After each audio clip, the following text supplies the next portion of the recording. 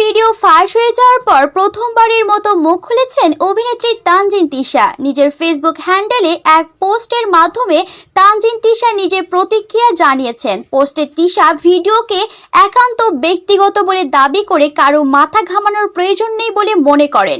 এছাড়াও ভিডিওটি পরিমণি ফাঁস করেছেন এমন ইঙ্গিত দিয়ে শরীফুল রাজকে অ্যাকশন নিচ্ছেন না কেন সে প্রশ্ন তুলেছেন। দেশে ফিরতে যে বা জড়িত তাদের নাম শোনা যাচ্ছে, তাদের বিরুদ্ধে ব্যবস্থা নেবেন তানজিন তিশা। তানজিন তিশা যুক্তরাষ্ট্রে অবস্থান করছেন জানিয়ে বলেন, দুটি শোতে অ্যাটেন্ড করার কারণে বেশ কিছুদিন ধরে আমি আমেরিকাতে আছি। বাংলাদেশে যখন সকাল তখন এখানে গভীর রাত, এজন্য বাংলাদেশের খবরাখবর খুব বেশি জানি না। আমাকে জড়িয়ে যে ঘটনাটা ঘটে গেছে সেটি পরে আমি দেখেছি, জানতে পেরেছি। ভিডিওটি ব্যক্তিগত, এটার ব্যাখ্যা দেওয়ার প্রয়োজন নেই এমনটাই জানিয়ে বলেন, প্রথমত বিষয়টি দুঃখজনক। এটা নিয়ে আমি বলতে চাই, সোশ্যাল মিডিয়াতে আমার যে ভিডিও আপ করা হয়েছে সেটা আমার একান্তই ব্যক্তিগত ভিডিও।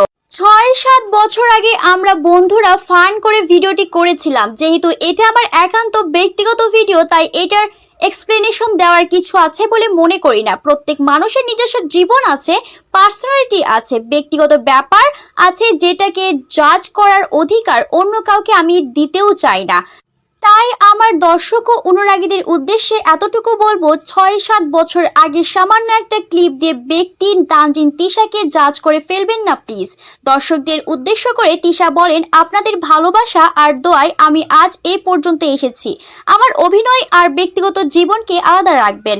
আমি আমার অভিনয় দিয়ে আপনাদের কাছে বেঁচে থাকতে চাই, সব সময় প্রিয় হয়ে থাকতে চাই। যদিও আমি বলেছি আমার এই ঘটনা নিয়ে কাউকে এক্সপ্লেনেশন দিতে চাই না, তবে আমার শুভাকাঙ্ক্ষী আর দর্শকদের যদি এই ঘটনা বিব্রত করে, কষ্ট দেয়, আমি মন থেকেই দুঃখ প্রকাশ করছি।